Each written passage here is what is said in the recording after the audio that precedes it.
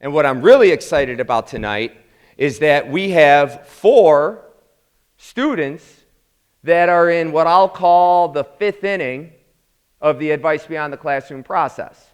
They've already made it through the high school phase, and now they're working into the college phase. Because what our students need to realize is it doesn't end when you leave class. This isn't calculus class, okay?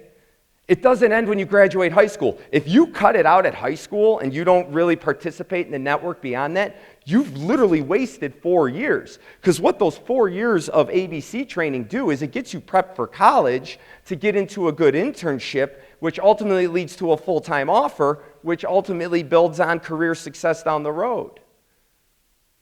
You got to keep engaged.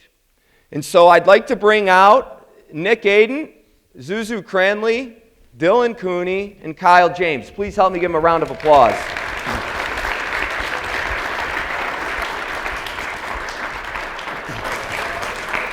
So I would love for you guys, in the spirit of ABC, oh, we're getting some cross there, to come out and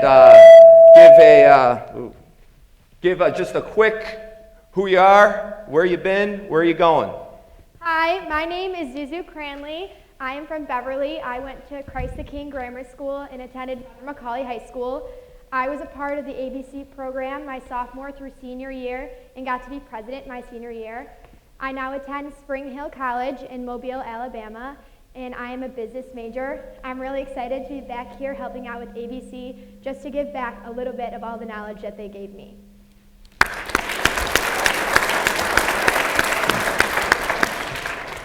Hi everyone, welcome. My name is Kyle James. I'm from the south side of Chicago. I went to Southern Elementary School, so I'm very familiar with the Beverly area. I had the honor of going to and graduating from St. Rita of Cascia High School, where I was president of the ABC program. Currently, I am a freshman at the University of Chicago, where I'm majoring in economics with a specialization in business. And in the future, with that degree, I plan on going into investment banking at a bulge bracket firm.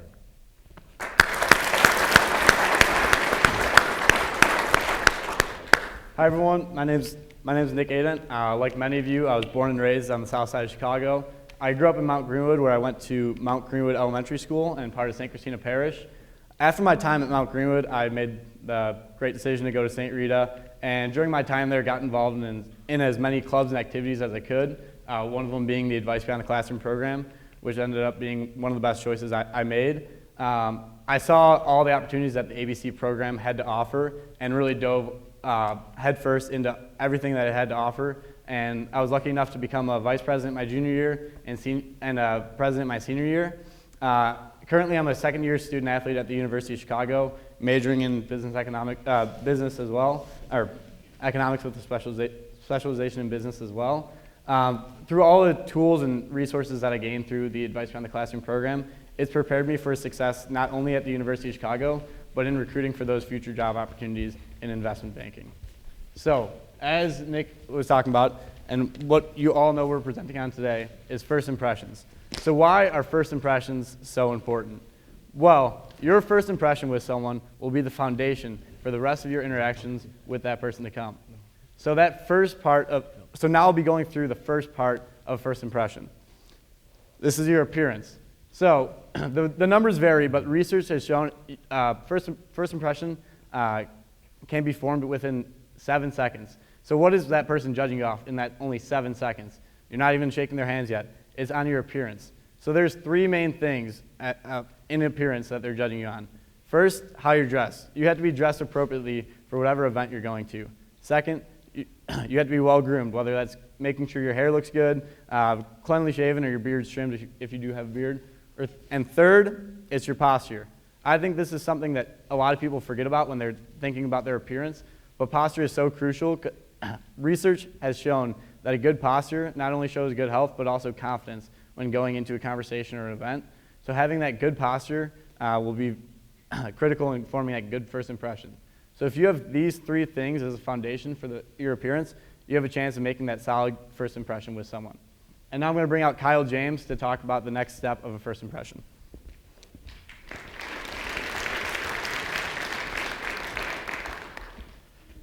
I want to give you all a little insight into one of the most pivotal parts of an interaction, the handshake. The handshake serves as the kickoff or the beginning of most interactions. That being said, we want to make sure that it's done properly. In an ideal handshake, you want to be 1 or 2 steps away from someone before extending your hand. Also, it's important that you have your right elbow tucked at your side. Now, when you do extend your hand, you want to have it at a 45-degree angle, with your palm facing upward toward the sky. This provides what we call a nice landing strip for your counterpart. Now, while it's important that your handshake is technically and fundamentally sound, 45 degrees, elbow tucked, landing strip, etc., the key to a great handshake is finding a sense of positive moderation. Kyle, what's positive moderation? Good question. This means that your handshake shouldn't be too limp, like a fish, but also that it shouldn't be too aggressive, like a gorilla. It's about balance. A moderately firm handshake is always the way to go. So, now that we've explained how to do a handshake properly, we'll have Mr. LoMaglio come up and commentate on some common handshake debacles that he sees.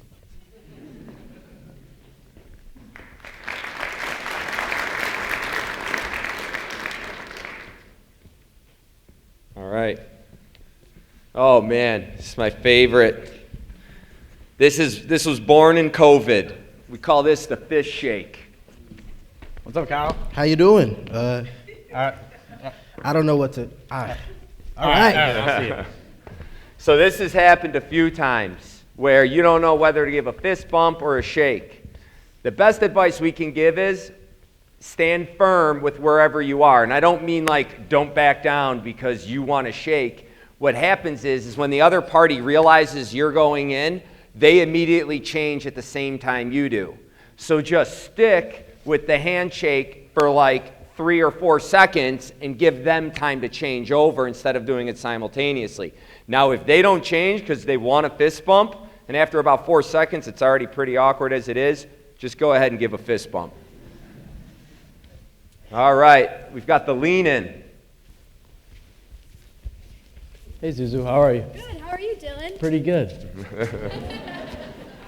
So we call that the lean in. And this happens, and I see the guys do it more than anybody, especially when you're talking.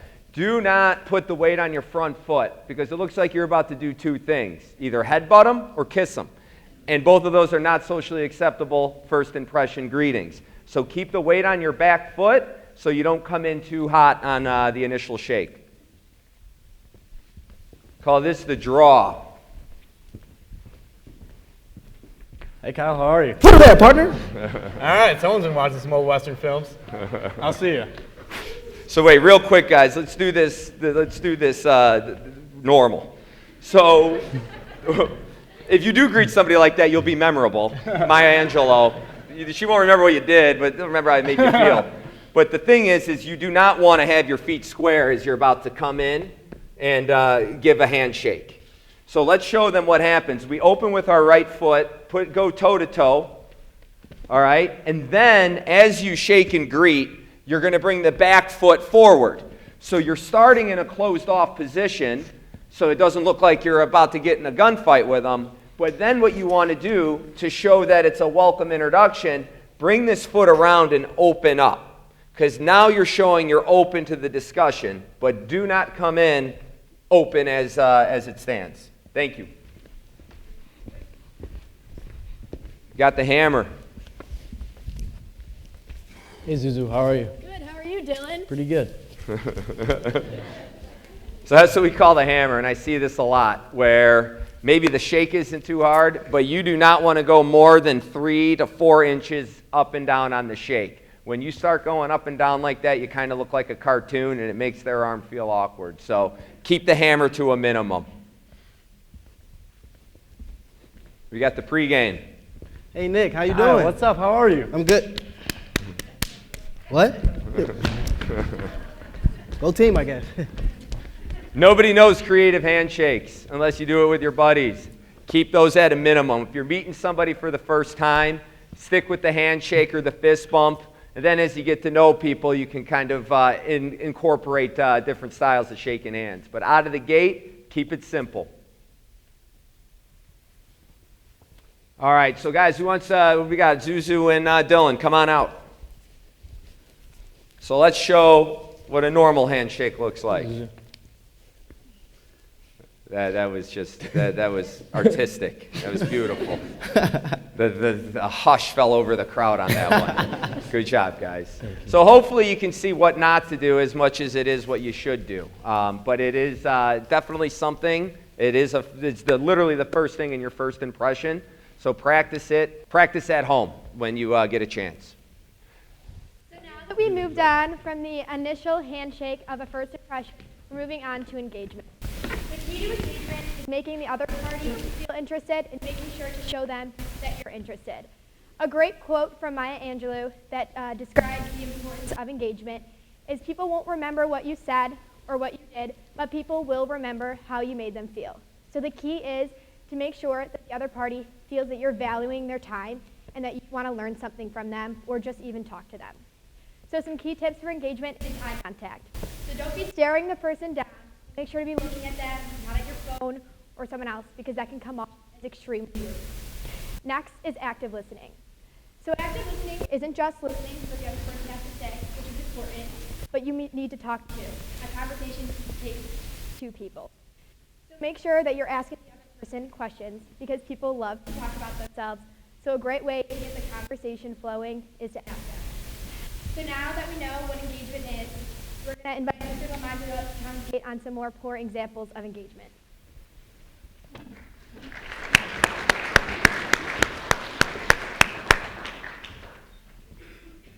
This is what we call the ER doctor, and I will admit I am guilty of this sometimes in the house. You can ask my Zuzu, wife. how are you? Hi, Nick. How's it going? Good, good. How was your Christmas? Oh, it was wonderful. How about you? What's your plans for the new year? No, it was good. How was your New Year? Good. What is Nick doing wrong right. here? Yep. All right.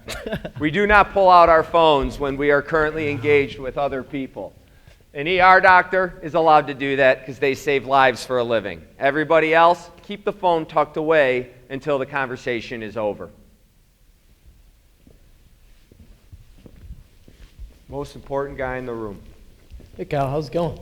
I'm good. How are you doing? Hey, did I see you at the Bears game last week? You know what? I did see you at the I saw you at the Bears game. What section were you sitting in? I probably at least 27. All right. So this happens a lot, and I see this at networking events when there are a lot of people in the room. I've had it happen to me, and I'm sure I've been guilty of doing it. When you're engaged in a conversation with somebody, do not, if you are going to deviate your eyes because you recognize somebody or it's somebody you want to talk to, look over and come back. The worst thing that can happen is when somebody's sitting there and they're having a conversation with you and they're watching your eyes turn as they're engaging with you. They are no longer the most important person in the room. In order to make a good first impression, everybody you talk to needs to feel like they are the most important person in the room.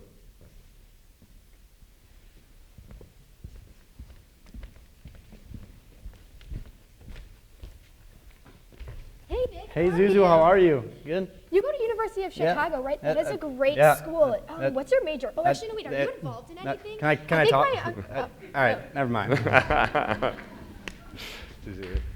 Rapid fire. Good job. It's great because Zuzu had a lot of questions to ask, but space them out. And we'll do a presentation on conversation pivots and bridges.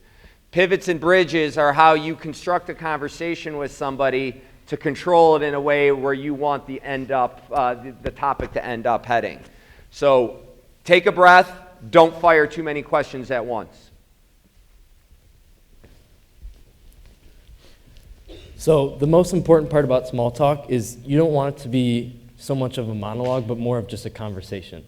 And similarly to what Zuzu said, you want to be an active listener in the conversation. Like we had the quote in the beginning today. People won't remember what you said, but how you made them feel. When you are an active listener, you make the person you're talking to feel special, and that's what you want to do.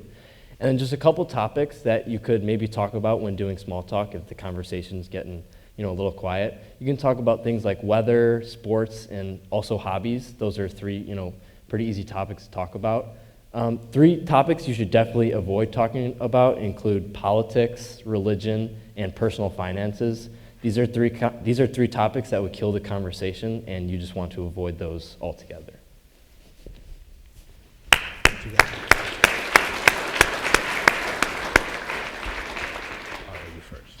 All right. Hey Nick, how are you? I'm good. You don't look so good though. Did you not sleep last night? Actually I slept great, but Oh, that's what it is. When do you do? not pregnant. No. Focusing on the career, I see. How much you make before taxes nowadays? I'm not comfortable. I'll talk to you later. What'd I say? A lot. That's funny. 3 questions you don't ever want to ask. 2 of those, especially to a woman. When are you due? Come on out, guys. Hey, Kyle, What's going on, boss? How you doing? Hey, pretty good. I looked you up on LinkedIn. I saw it, private equity for 10 years. That's crazy, man. Oh, so you've done some research. Oh, I've done research. I saw your net worth, bro. $100 million? Oh, yeah. You're loaded, man. Yeah. Can I get a job or something? No, I don't think so. No? You know what else I looked up? Google Maps, your house, bro. 150 acres? Come on. Oh, so you know where I live now? Yeah, your kid Jack, Sam, and Pam, they must love that big pool you got. Wow. Yeah. Dude, that's crazy. Yeah, no, it was nice talking to you. Hey, man, I'll see you my email. All right. All right. Good job.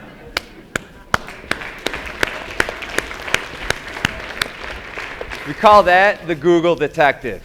It's one thing to do research. It's another thing to tell the counterparty how much you know about them based off of what you saw on the internet.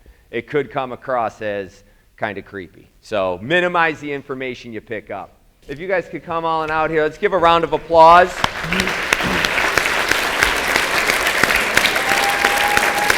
job, guys.